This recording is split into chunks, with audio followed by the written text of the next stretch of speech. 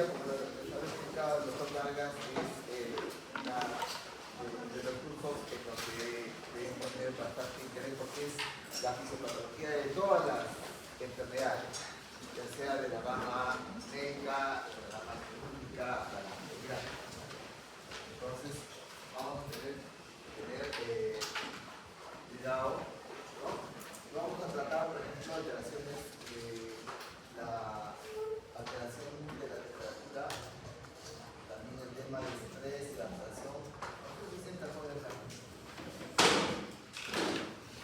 Tolerancia a la actividad, fatiga y tolerancia física. Entonces, nosotros vamos a, ustedes conocen los termómetros, estos termómetros ya han desaparecido, ¿no? Los termómetros más exactos.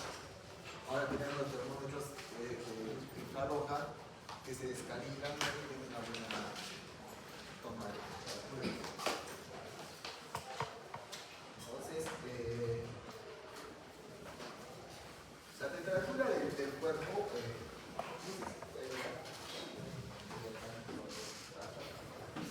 la temperatura del cuerpo se da como consecuencia de un equilibrio que hay entre el balance en la producción y la pérdida de energía, ¿no? Entonces, todos los órganos que están dentro, los músculos, el hígado, ¿no? Producen energía, producen calor, eso se llama termogénesis. Pero también se pierde calor a través del contacto de la piel contra una superficie fría. Cuando uno respira se pierde el calor que sí. Es importante tener en cuenta que el centro de regulación de la temperatura está en la región preóptica del hipotálamo. ¿Dónde está el hipotálamo? En el cerebro, ¿no? Entonces, ¿queda bien claro eso? Sí queda claro. ¿Por qué? Porque, por ejemplo, hay pacientes que tienen una infección respiratoria, ¿no? Tienen una temperatura de 38, 38, pero sí tienen flema, los respiratorios, sí. Pero hay pacientes que tienen un traumatismo craneoencefálico, o TEC, ¿no? Están con la moto, salen disparados y después acaban en la UCI.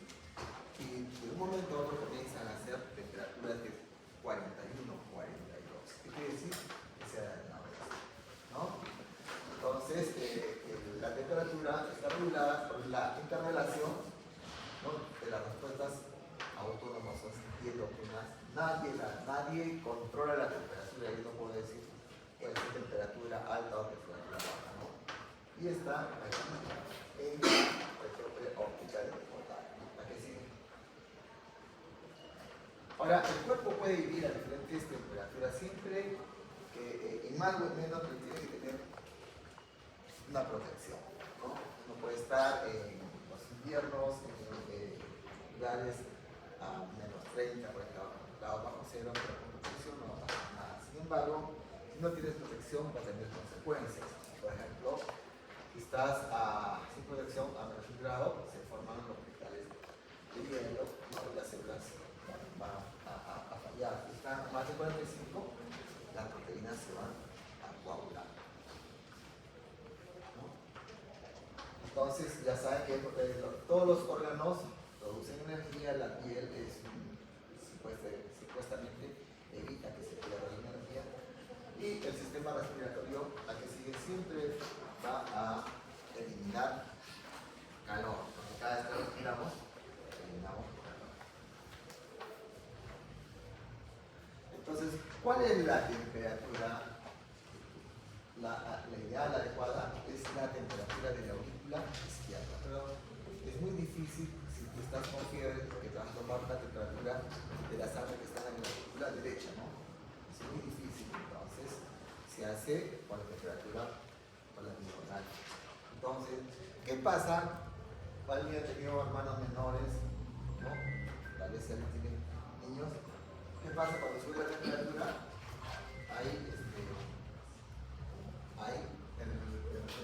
La carita se pone ruborosa, hay vasodilatación. Cuando hay vasodilatación, es un mecanismo a través del cual va a perder temperatura, ¿no? Después ya viene la y de la sudoración, ¿no? Que disipa el calor por convección y evaporación. ¿Y qué pasa cuando baja la temperatura? Los mecanismos de defensa son todo lo contrario, producen mecanismos que producen calor. Por ejemplo, los escalofríos producen calor, indica que va a haber, ¿no? Que va a haber incremento en la temperatura, ¿no? Y lógicamente también se va a disminuir las temperaturas. Entonces, la termorregulación está dirigida por el sistema nervioso central, ¿no? ¿Dónde está el centro? En la zona próxima del hipotálamo, y es involuntaria y es autonómica, ¿no? Hay mucha gente joven que a veces quiere quedar embarazada y utiliza el método de la temperatura, que incrementa cuánto va la mujer va a ovular, ¿no? Entonces, a veces tiene problemas porque tiene relaciones cuando no está ovulando y no va a conseguir. Pero esa mujer se toma la temperatura todos los días y cuando aumenta de 0.5 a 1 quiere decir que está en la etapa de ovulación, indicación de lo que acabo de decir, ¿no? Que es ese momento en que puede procrear, ¿no? La temperatura tiene un ciclo circadiano. ¿Qué quiere decir? Que por las mañanas es baja y por las tardes se eleva de 36 en la mañana a 37.5. Es por eso que es importante cuando usted tenga a su paciente con fiebre, ¿no? Tomar la temperatura en la mañana, que puede ser 37, y en la tarde, 6 de la tarde, 10 de la noche, para ver la variación. Entonces, ustedes ya han hecho ese curso que va con las enfermeras, donde toman temperatura, presión nasal. La temperatura oral normal es de 36.7 a 37.4. Tomas una temperatura axilar, ¿no? Es estar menos de 0.5 grados, o sea, tienes que aumentarle 0.5 para que tengas la temperatura oral de la respiración. Y si tienes la rectal, tienes que disminuir 0.5, ¿ya? Fiebre, cuando hay más de 35.5, ¿no? Pero tú vas a ver que en las historias clínicas dicen colocar metamizol es un antipirético cuando la temperatura está mayor de 38.5 grados. Hiperpiresia es cuando la temperatura está más de 41.5 grados. Eso se da cuando el paciente está dañado ya el hipotálamo, o tiene ST, o tiene un tumor que está agarrando esa zona periférica, ¿no?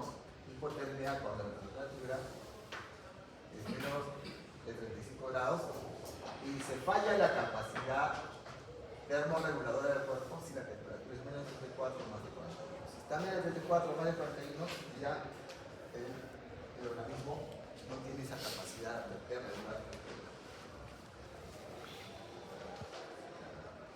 Si hablamos de la fisiopatología, de cómo se forma o cómo hay fiebre, nosotros tenemos que ver que generalmente lo más común es que entra un germen patógeno, que puede ser una bacteria, puede ser un virus, no puede ser un hongos, ¿no?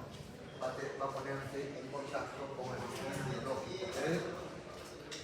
Ese germen que va a tener lipopolisacáridos, ¿no? Va a tener exotoxinas, como en el caso del Streptococcus pulmo A, va a tener toxinas, por ejemplo, del estafilococo, que va a encontrar en contacto con el sistema inmunológico. ¿Y qué células están forman el sistema inmunológico? La célula blanca, ¿no? Los folliculares, los linfocitos, los macrófagos, los fibroblastos, ¿no? Entonces, ¿qué van a hacer? Van a producir las interleuquinas. Las interleuquinas son una serie, son denominados glóbulos endógenos, en donde los más importantes que la interleuquina, el factor del interleuquina alfa, el interleuquina gamma, la interleuquina 6, que van a actuar a nivel del endotelio del órgano vasculoso de las glándulas terminales, que está en el encéfalo, cerca al centro del hipotálamo, y a través de la ciclooxigenasa 2 va a producir la prostaglandina B2. Esta prostaglandina B2, en medio de células gliales, hace que produzca el ácido AMP cíclico. Este ácido AMP cíclico, ¿qué va a hacer? Va a disminuir la actividad de las neuronas tróficas sensibles al calor, ¿no? Excita las neuronas sensibles al frío, o sea, si excita las neuronas sensibles al frío, va a producir más calor, más temperatura, ¿no? Estimula la termogénesis, ¿no? Entonces, y por ende va a haber temperatura. Entonces, esa es la fisiopatología a través de cual un proceso infeccioso produce biología. Pero aparte de procesos infecciosos que producen elevación de la temperatura, también se ha demostrado que el aumento del mecanismo basal también aumenta la temperatura. Hormonas como la tiroxina, la hormona de crecimiento y la testosterona incrementan la temperatura. Hay mucha gente que va a tomar compuestos para bajar de peso, ¿no? Que van en las casas, y dentro de ello está la tiroxina. ¿Qué pasa? Pues viene la persona, se toma, le da, ¿qué hace la tiroxina? Aumenta la fuerza cardíaca, la temperatura, sudas, tiene mayor energía, ¿no? Entonces, hay que tener cuidado. También el sistema nervioso simpático, cuando está hiperexcitado, produce, aumenta la temperatura, el efecto termogénico de la digestión, que también produce. Pero también hay varios mecanismos a través del cual se pierde. Por ejemplo, acá en este cuadrito vemos que se pierde la temperatura por convección, radiación y evaporación. Entonces, el más común es la convección, que quiere decir que este cuerpo está en contacto con una superficie fría y a través del cual va a haber la transferencia del calor, ¿no? La sangre lleva y conduce el calor desde el interior del cuerpo hacia la superficie. No puede ser pierde el calor, ¿no? Si esta superficie está caliente, no va a perder, ¿no? Tiene que estar. Después, el otro es por convección, por radiación, ¿no? Es la pérdida y la transferencia de la energía al aire. El aire siempre está en una temperatura. Lógicamente, va a perder esa pérdida por radiación. Va a depender de la temperatura del medio ambiente. Si estás en España, en verano, y la temperatura está a 40 grados, y tu paciente tiene 38 grados, ¿no? Y te vas a desnudar y a la temperatura, no va a perder porque el ambiente, al menos por radiación, no. El ambiente está más caliente que la temperatura del cuerpo. Los otros la perdemos por convección. Acá no se nota bien la figura, pero alrededor del cuerpo normalmente hay una capa de aire caliente y esta va a ser reemplazada, ¿no? Por unas corrientes de aire que tienen menos temperatura. Y la última es la pérdida de la temperatura por evaporación, por respiración insensible, en donde no participan las glándulas sudoríparas, y la otra es a través de la sudoración, donde sí participan las glándulas sudoríparas, ¿no? El calor no es controlada por el sistema nervioso, ¿no? A través de la mediación de la acetilcolina. Sigue, por favor. Entonces, ¿qué pasa cuando un paciente está mal, ¿no? Va a tener etapas, ¿no? El paciente en la fase de pródromos va a tener, ¿no? Manifestaciones como de anorexia, espalda y apetito. Acá tienen que aprender bastantes términos. Ahora es fácil porque tú lo pones en el Google y te sale anorexia y sale rápido. Está facilitado. Antes había los famosos diccionarios Torres. Entonces hay anorexia, mialgia, dolor de los músculos, dolor articular, zapatillas, ¿no? Entonces el paciente, cuando está en esta etapa del pródromo, ¿no? Va a haber dolor de cabeza, fatiga, después va a venir la etapa de escalofríos, ¿no? Donde se caracteriza por el cual va a haber vasoconstricción, va a haber piloerección, ¿no? Que antecede a los escalofríos, y la piel va a ser similar a la piel de gallina. Después viene la otra fase de el calor, donde el paciente está con la fase rubicunda por vasodilatación, ¿no? Está caliente, está enrojecida, y cuando ya está, ¿no? Eso es la fase de efervescencia. Lógicamente, cuando el paciente tiene temperatura alta, ¿cómo está la frecuencia cardíaca? Aumentada. Entonces, en pacientes graves, tú vas a ver la curva de la temperatura, ¿no? Y la curva de la frecuencia cardíaca. Entonces, tiene que ser así, ¿no? Aumenta la temperatura, aumenta la frecuencia cardíaca. Aumenta la temperatura, baja la frecuencia cardíaca, se llama el cruce de la muerte. El paciente está bien quemado. Este es un esquemita en donde van a ver ustedes en las historias clínicas, ¿no? Esa es una hojita que vas a ver en la historia clínica, en donde vas a tener una rayita roja a partir del 37.2, que es lo normal.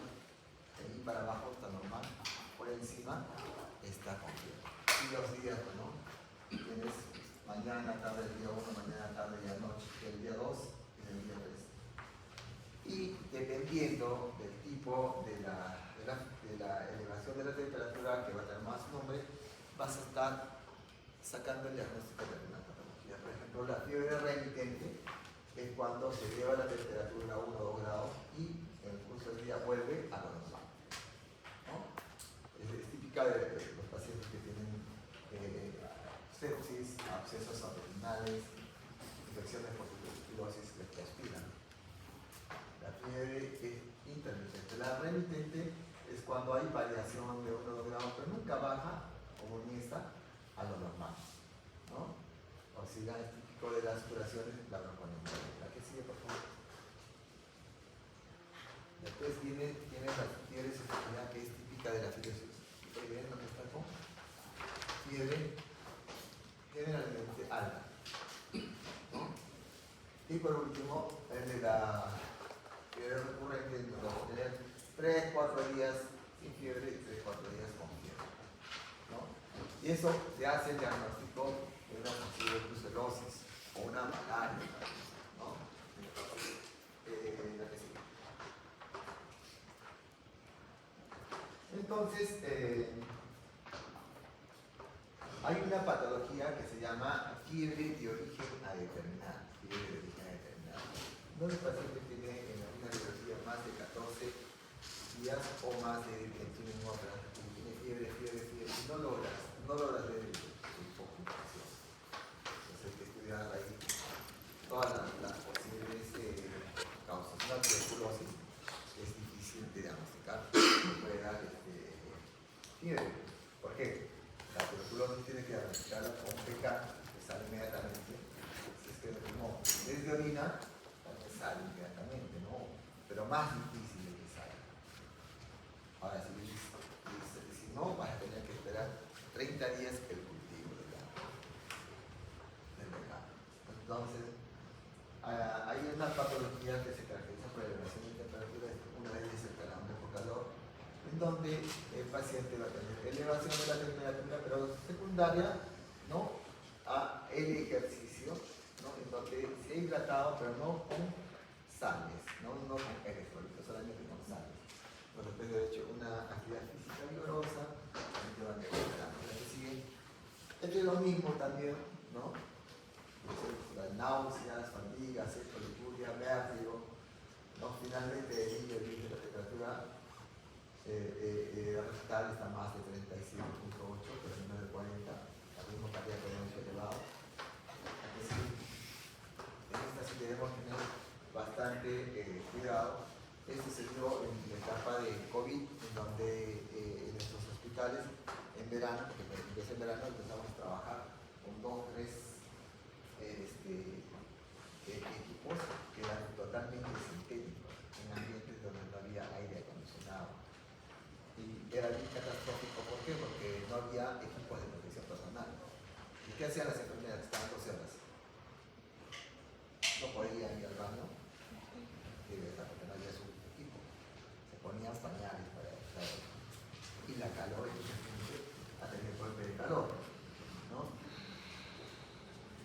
caracteriza porque hay una alteración o insuficiencia de los mecanismos termorreguladores, ¿no? De tal manera que el paciente va a tener una temperatura mayor de 40, con ausencia de sudoración, porque esa sudoración es un mecanismo de disipar calor, ¿no? Presenta delirio, convulsiones y pérdida de conciencia. Eso se da frecuentemente en pacientes que tienen patologías comórbiles importantes como la diabetes, la obesidad, la enfermedad cardíaca, renal, psiquiátricas, alcoholismo.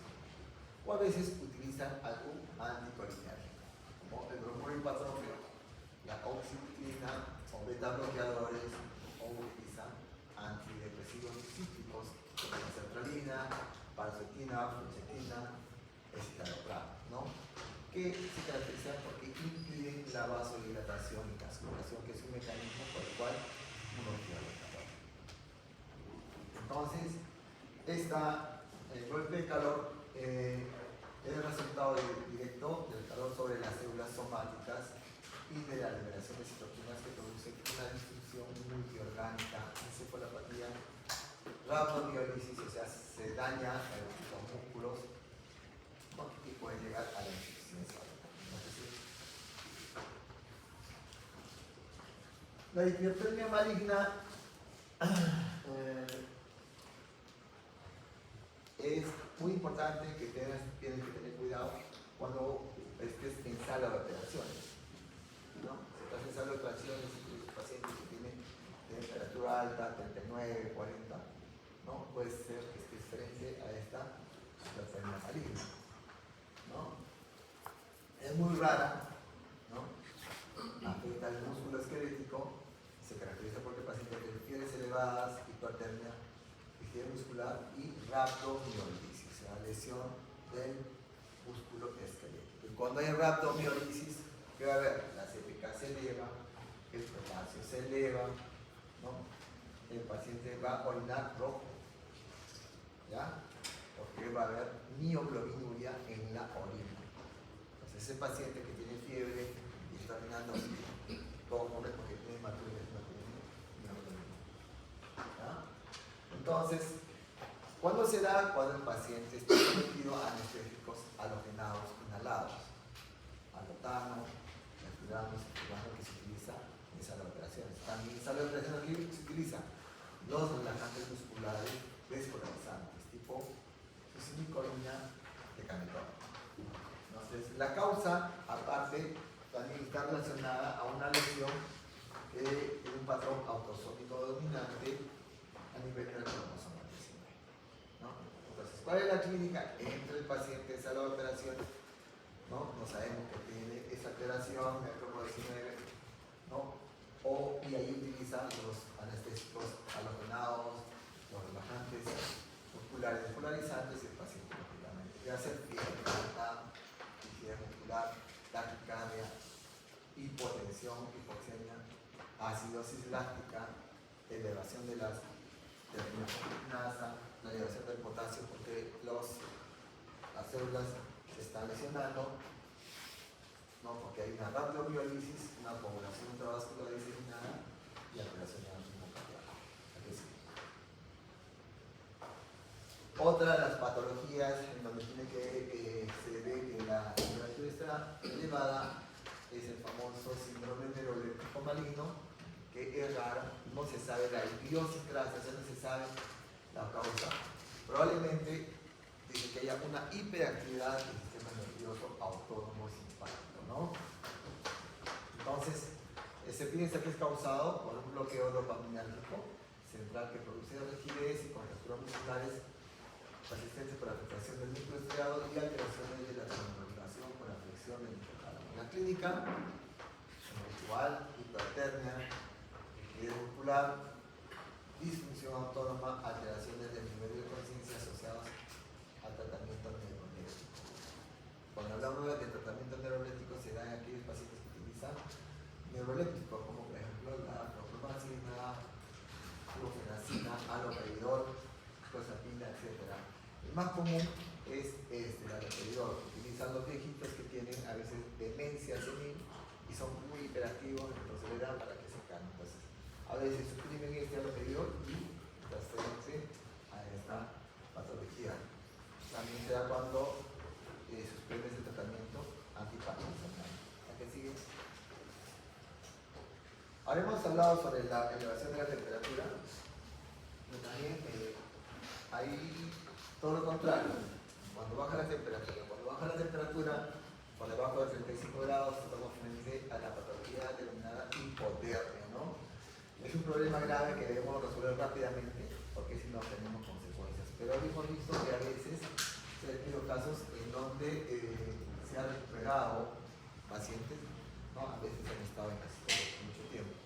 De acuerdo a su gravedad, esta hipotermia se clasifica en 3: leve, cuando la temperatura es de 35 a 32 grados, moderada de 2 a 28 y menos de 28 grave. Y de acuerdo a la rapidez de la pérdida de calor, es en una hora la pérdida de calor, es agudas o agudas y se varias horas y gradualmente.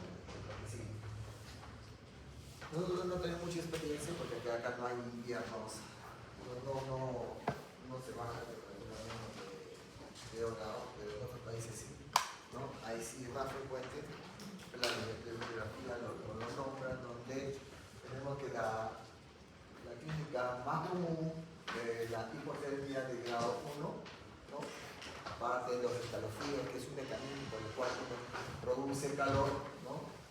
Vasoconstricción cutánea, que evita que salga el calor por la piel, va a haber aumento de la presión arterial, aumento de la frecuencia cardíaca. En hipotermia moderada, aparte de esto, puede haber descenso de la presión arterial, descenso de la frecuencia cardíaca. Pero cuando ya estás, por ejemplo, en la hipotermia de 3er grado, aparte de ello, hay coma profundo, la presión arterial es indetectable, no por eso el paciente está muerto. Bradicardia extrema. ¿Cuánto es la frecuencia cardíaca normal? 60 a 90. Entonces, les tienen muy baja. Hay pacientes que tienen menos de 40, están caminando o están sentados. ¿Qué pasa? Comienzan a caminar y tienen síncope. ¿Qué es síncope? Vale, se caen. ¿Por qué? Con 40 están sentados tan normal. Cuando comienzan a caminar necesitan más sangre, pero como ese corazón está bloqueado, no aumenta la frecuencia cardíaca. Entonces, aquí no. Aquí hay bradicardia extrema. Y el paciente tiene una fibrilación ventricular. La fibrilación ventricular es pre-mortem. Tienen que aprender a diferenciar. Cuando vayas a shock trauma, los monitores se saben. Incluso te dice fibrilación ventricular. Y tienes que saber qué es lo que se hace en el paciente. Ahora vamos a pasar a este tema, que es, nos dice, la fisiopatología del estrés y la adaptación. Vamos a destacar 3 puntos: la homeostasis, la respuesta a la adaptación del estrés y trastornos de la respuesta al estrés. ¿A qué sigue? Entonces, el medio ambiente de un organismo es todo lo que le da al organismo la capacidad para reaccionar frente a un estrés, ¿no? Por decir, por ejemplo, un paciente diabético que tiene la glucosa elevada, ¿no? Y se come una torta, una porción voluminosa, ¿no? Está sometido a estrés porque está sometido a un volumen de carbohidratos elevado, con esa glucosa elevada, entonces el paciente tiene todo para bloquear, ¿no? Entonces las características, ¿no?, del medio interno, líquido intracelular, extracelular, el pH, ¿no? Las características de la orina, ¿no? La flora de la boca, del intestino, de otras cavidades te da el medio interno. ¿A qué sirve? El medio interno que es importante para que tú puedas, ¿cómo se dice?, reaccionar o enfrentar. Entonces, el estrés también depende de la capacidad que hayas tenido anteriormente. Si tú has tenido la capacidad, por ejemplo, si has estado sometido a una hipoglicemia o una hiperglicemia, si te viene otra vez, ya tiene el organismo, guarda una memoria. Guarda una memoria, ¿no?, para someterse al estrés. Entonces, la homeostasis, ¿qué es? La homeostasis es el equilibrio del organismo, ¿no?, de todo lo que hemos hablado del medio interno para reaccionar frente a un estrés, la que sigue. Entonces, cuando hay un estrés permanente, ¿no? Permanente, ustedes son estudiantes, ¿cuál es su estrés? A veces, que tienen examen y tienen que estudiar, ¿no? Pero no es lo mismo, por ejemplo, un estrés permanente de un padre de familia que no tiene un buen trabajo, no tiene dinero para dar alimento a sus hijos, si tiene un segundo en la universidad, no la va a meter a una privada, la va a meter a una nacional, no la va a comprar libros, es un estrés permanente. Y eso, ¿qué te produce? El desarrollo de problemas y enfermedades, ¿no? Hábitos malos como el fumar, o de exceso de comer que te da la obesidad, adicción a drogas porque a veces no pueden dormir y se colocan benzodiazepinas, se hacen adictos a la benzodiazepina y aumenta el riesgo de enfermedades. ¿Alguien sabe qué enfermedades, ¿no? Se desencadenan cuando un paciente está sometido al estrés? ¿Qué más? La psoriasis. Ansiedad. ¿Qué es la psoriasis? ¿Han visto gente que tiene aquí el codo como que está que se descama, todo que se descama? Psoriasis, ¿no? ¿Qué otra más? Herpes. Herpes, solamente el herpes era cuando disminuye el sistema inmunológico al estrés, ¿no? Entonces, sí hay patologías que desencadenan el estrés, ¿no? Entonces, hay fases de respuesta al estrés, por ejemplo, la fase de alarma, en donde si tú estás sometido a un estrés, ¿no? Si estás en la calle y alguien te va a saltar, ¿qué pasa? Pues el sistema nervioso simpático, ¿no? Produce que catecolaminas y el hipotálamo produce glucocorticoides. ¿Para qué? Para que te ayude a reaccionar frente a ese estrés. Después viene la fase de resistencia, el cuerpo selecciona el medio de defensa más eficaz y más económico. O te enfrentas a ese que te está choreando, ¿no? O huyes, ¿no? Luego en la fase de agotamiento, aquí el factor estresante se prolongó o sobrepasa la capacidad de reacción del cuerpo para defenderse, ¿no? Entonces, estamos con signo de desgaste o daño sistémico, vamos a aparecer la que sigue. Entonces, ¿qué pasa cuando tú estás con ese sujeto que te está tratando de asaltar? Entonces, el cerebro aumenta el flujo sanguíneo. La glucosa la dirige hacia el cerebro. ¿Para qué? Para que afiles el enfoque, ¿no? ¿Qué es lo que vas a hacer? Lo más importante, ¿no? Vas a movilizar toda la energía al cerebro y al sistema muscular, ¿no? Entonces dice aumento del flujo sanguíneo cerebral y utilización de la glucosa a nivel cerebral y también muscular, mejora el funcionamiento cardiovascular y respiratorio y también se modula la respuesta inmunitaria que sigue. Entonces, cuando uno está sometido al estrés, el cerebro trabaja. Por ejemplo, a nivel del hipotálamo se fabrica la hormona liberadora de corticotrofina que va a estimular al hipotálamo para que se produzca la CTH, la corticotrofina, y esta a su vez a las glándulas suprarrenales para que produzcan cortisol, importante. También que van a producir el estrés.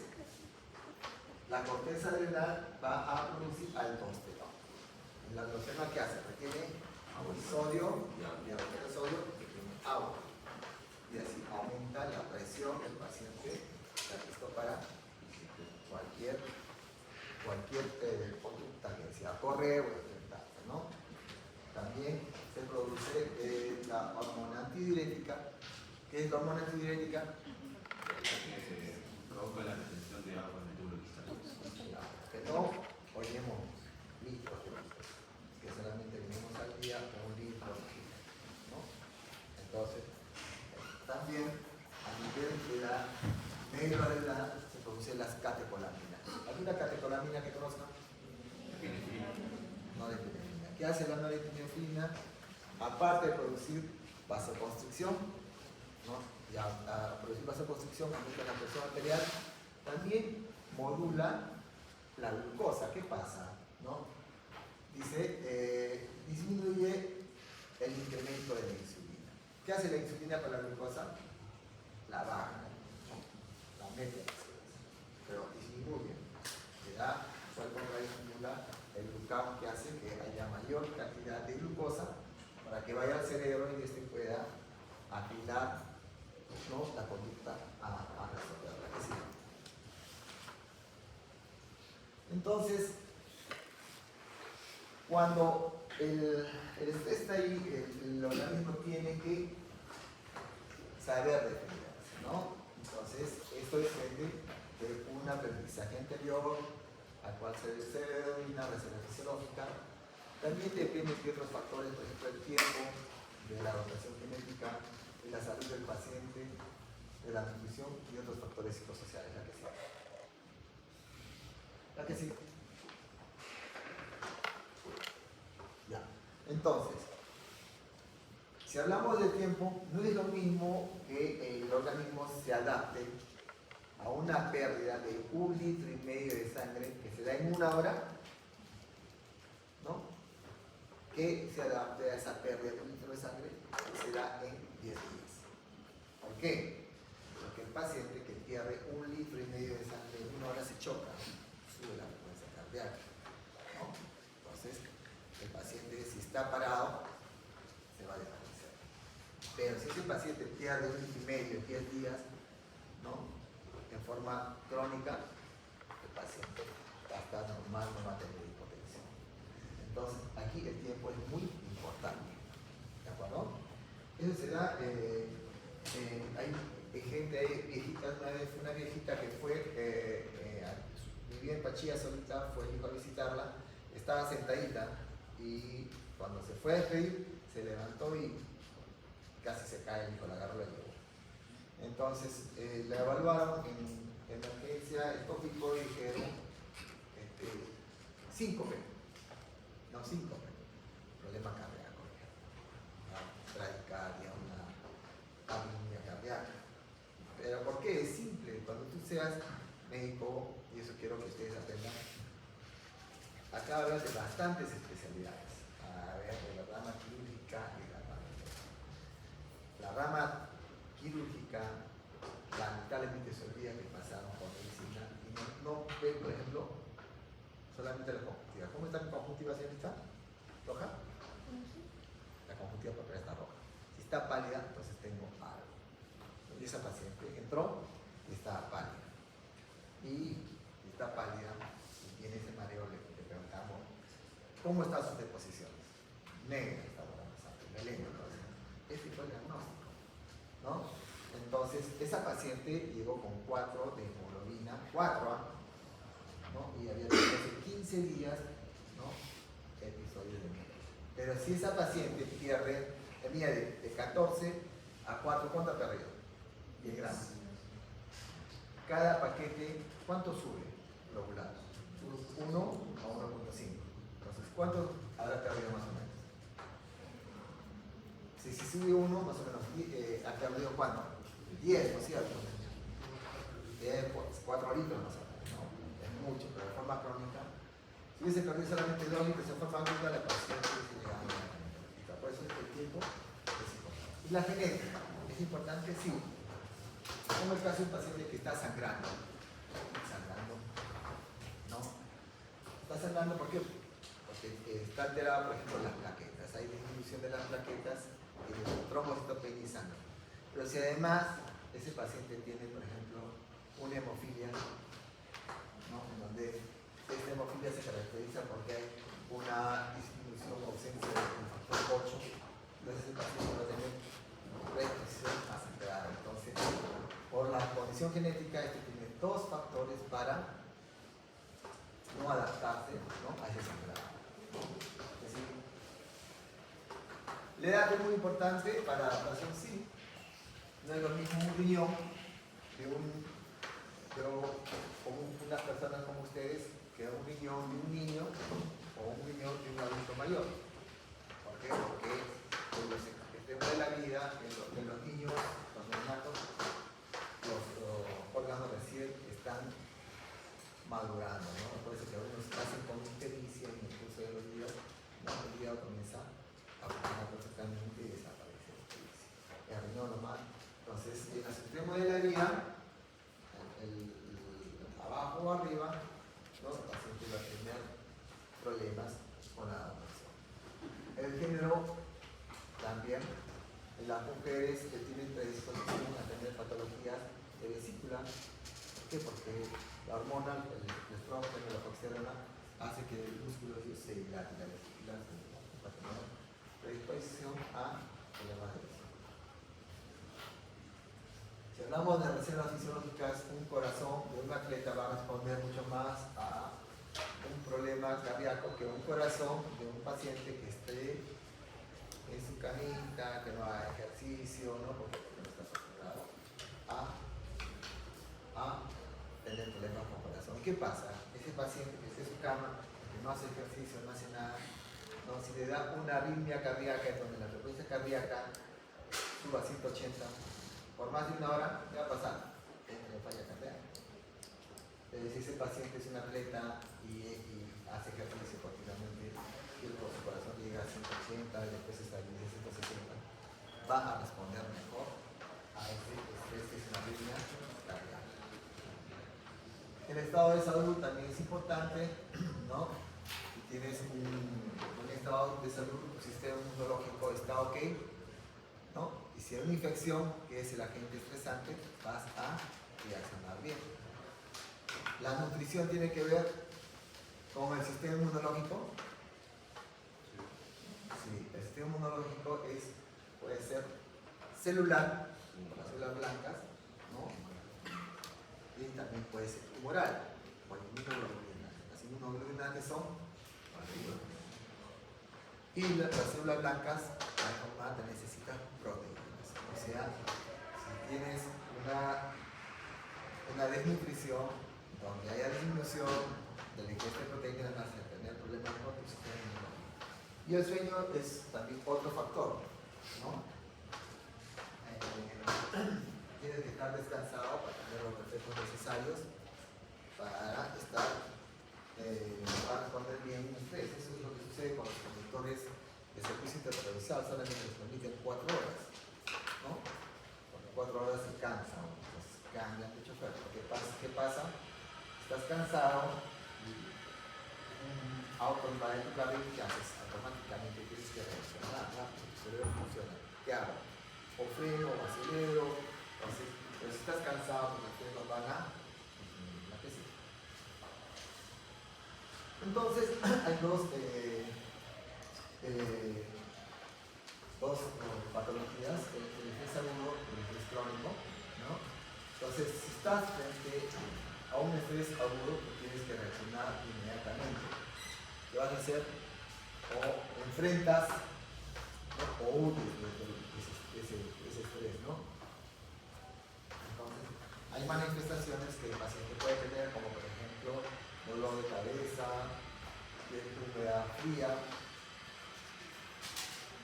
En esta etapa aguda de facilitación de la excitación neural, el paciente está en alerta, está en vigilia, ¿no? Está atento a cualquier cambio, ¿no? Hay mayor lucidez mental, cognitiva, y se activa rápido el procesamiento de datos, de la información, para que sepa lo que vas a hacer. Mientras que en el estrés crónico, dice, la activación del sistema nervioso autónomo, el hipotálamo, hipófisis entran a tallar, ¿no? En estos casos puede haber hiperactividad o hipoactividad, ¿no? Y aquí hay influencia de las enfermedades crónicas, ¿no? Dice, el estrés está vinculado a un sinnúmero de trastornos de salud, como enfermedades cardiovasculares, enfermedades del sistema inmunológico, gastrointestinales, neurológicos, así como la depresión, el alcoholismo y abuso de drogas. ¿Qué sigue? Ahora vamos a hablar sobre la tolerancia a la actividad. La actividad física nosotros la realizamos, siempre hemos hecho desde la niñez, ustedes han estado en el colegio, han tenido tiempos en los que están en clases y tiempos donde hacían educación física, ¿no? Que si no hacían educación física se iban a su casa caminando. Entonces,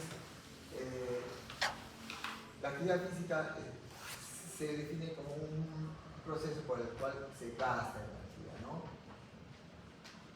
Entonces, hay periodos donde vamos a estar alternando periodos de actividad física y descanso. Entonces, cuando no perdemos calorías con la actividad física, ¿no? Nosotros vamos a tener predisposición a enfermedades. Por ejemplo, la obesidad. La obesidad es una de las patologías que está incrementando hoy por hoy, que tiene bastante repercusión. Muchas veces no la sabemos sopesar, ¿no? Se eleva, hay elevación del LDL, que parece la obesidad, el colesterol total, el triglicéridos, la complejidad de obesidad, que hace que tengamos enfermedades cerebrovasculares. Cuando hablamos de enfermedades cerebrovasculares, ¿a qué nos referimos? Una enfermedad cerebrovascular. Aterosclerosis. Sí, pero enfermedades cerebrovasculares. Infarto agudo de miocardio. ¿Alguien ha visto morir de un infarto agudo fulminante? Mucha gente se muere de infarto agudo fulminante. Eso será absolutamente nada. Estás en tu nariz, estás en shock trauma, y tú haces y te mueres en tu nariz. Porque se tapona la arteria del corazón y no queda. Accidentes cerebrovasculares isquémicos, hemorrágicos, pacientes que van con dolor abdominal, como muerto un colega en Arequipa, dolor abdominal. Va el cirujano y dice, no hay signo de, no lo operamos, pero sigue el dolor abdominal, no calmo con analgésicos. No. Tienen que entrar los cirujanos cuando tengan, que van a ser cirujanos, y hay un dolor abdominal, tienes que entrar. Entras, abres, no hay nada, ya te pasa. ¿Qué pasó con ese doctor, cardiólogo? No entraron, ¿no? Y entraron ya cuando ya había signo de abdomen agudo. ¿Y qué había pasado? Tenía una obstrucción de la arteria mesentérica. Entonces, la arteria mesentérica se obstruyó, por eso el dolor por isquemia, ¿no? Y cuando ya se reventó todo el intestino porque se necrosó, todas las heces invadieron todo el territorio de presión, hubo abdomen agudo. Sin abdomen agudo, la paciente entró en sepsis y se murió, ¿no? Entonces, también es una enfermedad que, como se dice,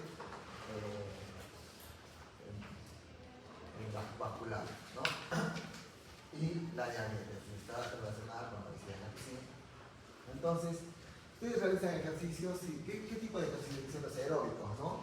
Son ejercicios de resistencia, ¿no? En donde hay una contracción y elongación de los músculos. Y se recomienda que tienen que ser de 20 a 30 minutos, 3 a 5 veces por semana, ¿no? Y son moderados. Se recomienda moderado, no vigorosos. Si son vigorosos, dice 20 minutos, 3 veces por semana. Se recomienda que sea moderado.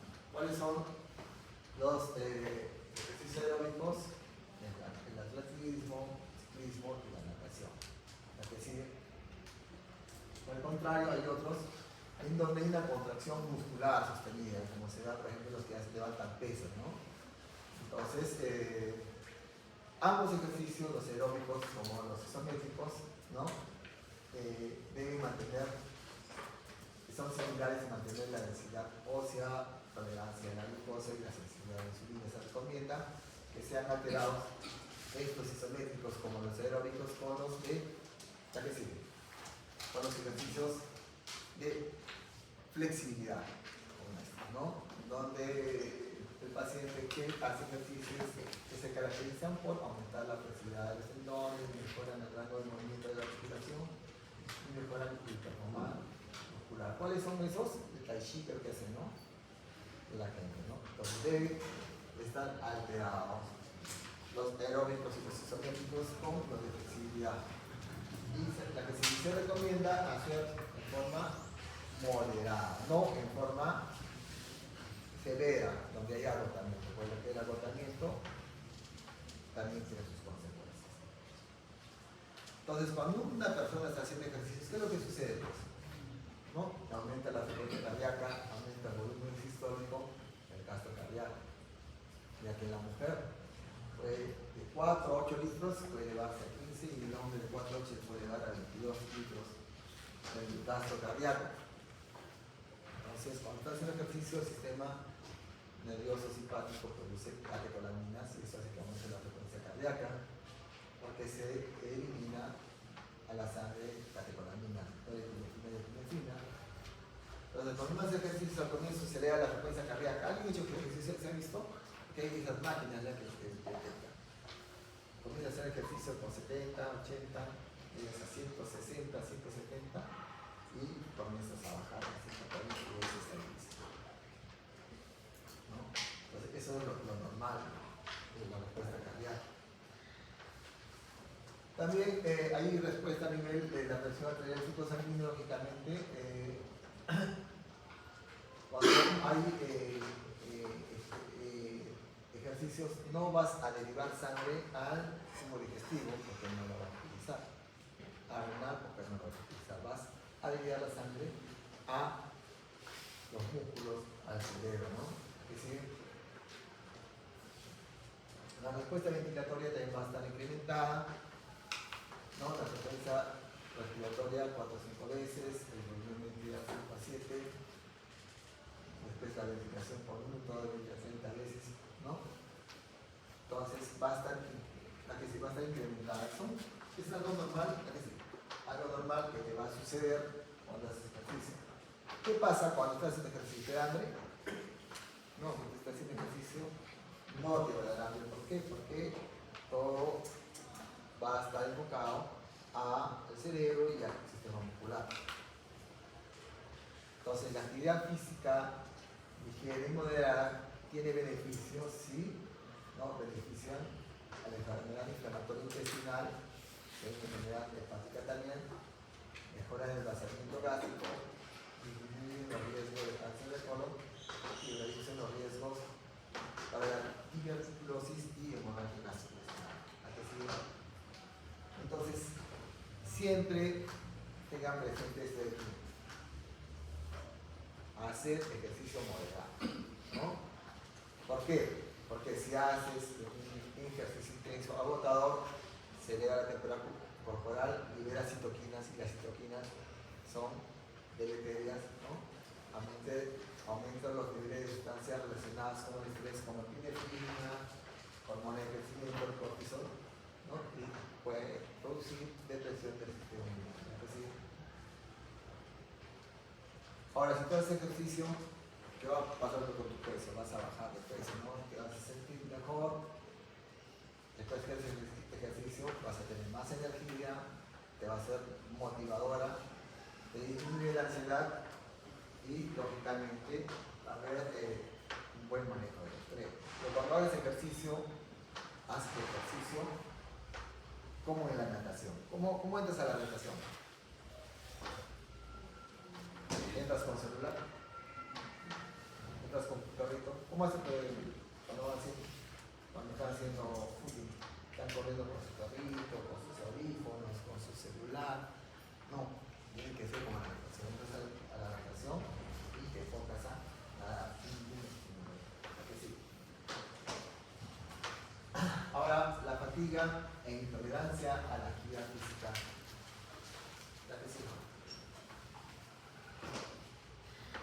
Entonces, ¿quién no se ha sentido fatigado?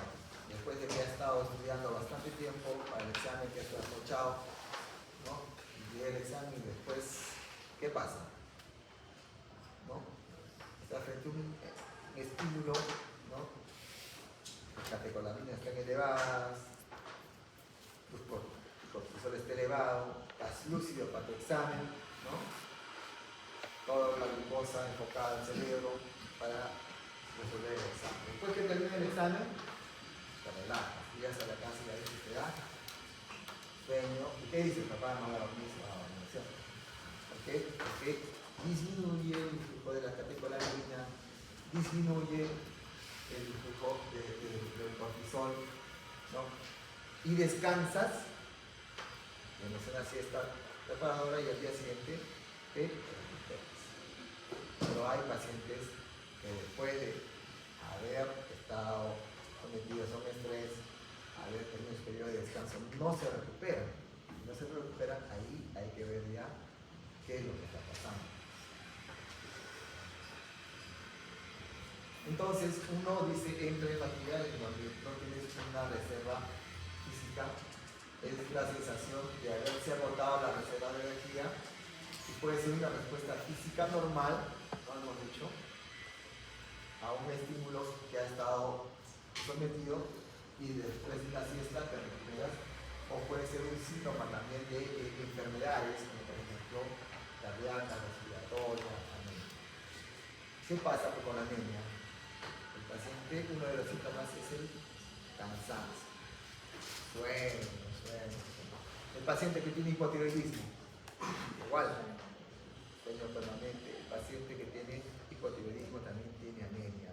El diagnóstico diferencial de anemia baja hasta 2-3 gramos. ¿No? El paciente que tiene falla cardíaca, donde la fracción de eyección, ¿qué es la fracción de eyección? Es la cantidad de sangre que sale del ventrículo izquierdo, tiene que ser de 50-70%, tiene una estenosis de la aorta y tiene, por ejemplo, 20%. Disminuye ese débito cardíaco y el paciente, si quiere caminar, se va a agotar, va a estar cansado, ¿no? Entonces, hay bastantes, ¿cómo se dice?, factores que tienen que ver con la fatiga. Por ejemplo, mucha gente que está sometido a factores del medio ambiente, ¿no?, que lo fatigan, el ruido excesivo, las temperaturas extremas, mucha calor, mucho frío, cambios como suele. Por ejemplo, ¿quién no se duerme cuando está estudiando en verano? Hace mucha calor. ¿Se duerme, no es cierto? Pero si te pones un ventilador, no. Hay otros que están relacionados también a drogas, por ejemplo, si toman tranquilizantes, si toman alcohol, de dar sueño, exposición a sustancias químicas. Los pacientes que son sometidos a quimio, radioterapia, después de esa quedan así planchados, sin ganas para nada, ¿no? Aparte que, por ejemplo, esta quimio, radioterapia te puede producir náuseas y vómitos. Y cuando produce vómitos, ¿qué electrolito disminuye? Sodio, Potasio, más que sodio, potasio. Y cuando hay hipopotasemia, ¿qué pasa? Debilidad. Tal punto la debilidad que el paciente puede hacer un peristaltismo intestinal, disminuye y hace un síndrome parecido a una obstrucción intestinal, ¿no? A pacientes que están sometidos a cirugía, anestesia, etcétera, que sí. Entonces, igual hay una patología conocida como fatiga aguda y la crónica. Entonces, lógicamente la aguda, al toque, el paciente como síntoma principal va a tener la fatiga muscular, el cual va a estar asociada con un aumento de ejercicio o algo que le haya causado agotamiento, ¿no? Pero aquí hemos dicho que pasa con el reposo. Tú te des respuestas toda una noche y pasa, ¿no? Se puede vincular a infecciones virales, bacterianas, ¿no? Y también se puede dar en pacientes que son posoperados, por ejemplo, de corazón, de pulmón. Los pacientes posoperados de corazón, de pulmón, y se van a levantar en el posoperatorio inmediato y van a ir al baño, van a tener disnea, pero a partir de ahí van a pasar los días y se va a recuperar ese cansancio, esa fatiga. Por otra parte, la crónica se diferencia de la aguda en términos de inicio, intensidad, de duración y alivio, ¿no?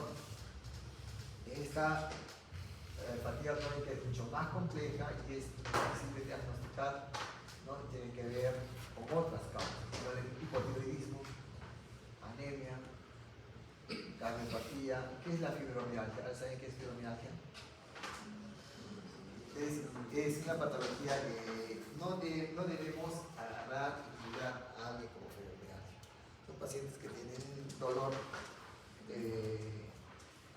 articulaciones, dolor de hueso, les duele absolutamente todo. Porque hacer un diagnóstico, ¿no?, muchas patologías reumatológicas, también del entorno, ¿no? Que queda sometido a problemas familiares, con el esposo, en la universidad o en los colegios. Y es bien difícil porque les duele tanto que no les calma al paracetamol. Que comienzan a tomar el famoso tramadol. El tramadol es derivado, ¿no? De la morfina, ¿no? Es un opioide y se hacen adictos. Y van a emergencia, y no salen de ahí hasta que no les coloques el tramadol. Muchas veces le colocamos metamizol, ¿no? Como un placebo, y acá está el tramador.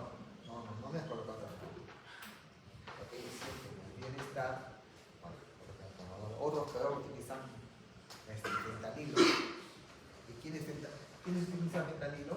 Personales, médicos, enfermeros, que se vuelven adictos al fentanilo y destruyen su vida, ¿no? Pero están adictos. Entonces hay que estudiar estas patologías, ¿no?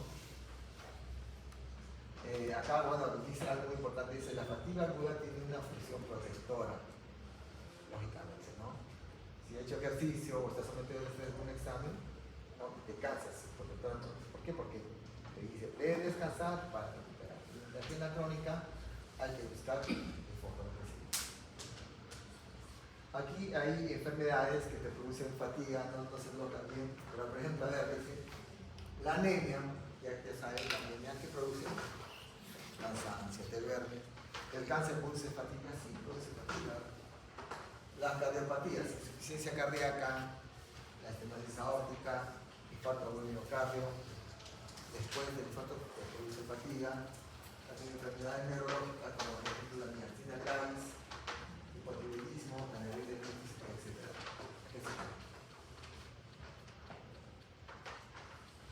Vamos a hablar sobre el síndrome de fatiga crónica, ¿no? Que es una condición por la cual el paciente está con fatiga discapacitante por lo menos 6 meses, ¿no? Y tiene características que se acompañan con debilidad cognitiva, trastorno de sueño y una situación de psicótica. Entonces, dice, hay la superposición con otras patologías, con otros trastornos muy importantes, como por ejemplo hemos dicho la fibromialgia, la depresión, síndrome de intestino irritable, ¿no? Que también se caracterizan por fatiga. Estas, ¿no? El síndrome de intestino irritable y fibromialgia tienes que ponerlas al último. El síndrome de intestino irritable, ¿por qué se caracteriza en pacientes que tienen periodos de dolor abdominal, ¿no? Y los lleva al baño a hacer reposición y cagan, y están así. Y en otro periodo ahí está todo lo contrario, están estreñidos. Entonces, el síndrome de intestino irritable te dice si estás en la fase de estreñimiento o en la fase de diarrea, ¿no? Para hacer diagnóstico de intestino irritable tienes que descartar todas las patologías del intestino. Y es bien difícil, pero muchos lo agarran de intestino irritable. Y este intestino irritable y esta fibromialgia tiene que ver con el estado del paciente. Si es una persona tipo A, perfeccionista, que le gusta todo, que le salga bien, ¿no? Que si la raíz también no arranca, ese tipo de personalidad, ¿no? Tiene que ver con este tipo de enfermedades, ¿no? Entonces, tomar las cosas con calma, ¿ya? Tienes que tú gobernar a tu organismo, no que tu organismo te gobierne. La que sigue. Acá, para hablar sobre, hay también otras patologías, por ejemplo, el hipotiroidismo, la diabetes, de neoplasia, hablamos, algunos consumos de sustancias, como por ejemplo los hipnóticos, los tranquilizantes, y cualquier abuso de cualquier droga trae consecuencias que sí. Entonces, para hacer el diagnóstico de este síndrome, hay 2 criterios, los grandes y los pequeños. Con 2 de estos haces el diagnóstico, por ejemplo, si es una familia discapacitante de más de 6 meses y que no se alivia al descanso médico, y hay una disminución importante de la actividad laboral, educacional, social y patronal. O puedes tener 4 menores, ¿no? Alteración de la memoria y de la concentración, malestar post-ejercicio, sueño no reparador, dolor muscular, dolor poliarticular, edema, enrojecimiento, dolor de garganta, frecuente, y adenopatía cervicales. Con esto creo que terminamos. Entonces, no sé si hay alguna pregunta. Y recuerden, cuando uno está sometido al estrés, ¿no? Ustedes no, están sometidos al estrés y después del estrés se da su fiesta, toda una noche, todo un día de descanso, tiene que estar ok. Pero si hay, no te recuperas, hay posibilidad diciendo. La próxima clase, ¿quién es el delegado? ¿Tienes la cita? ¿Preguntas?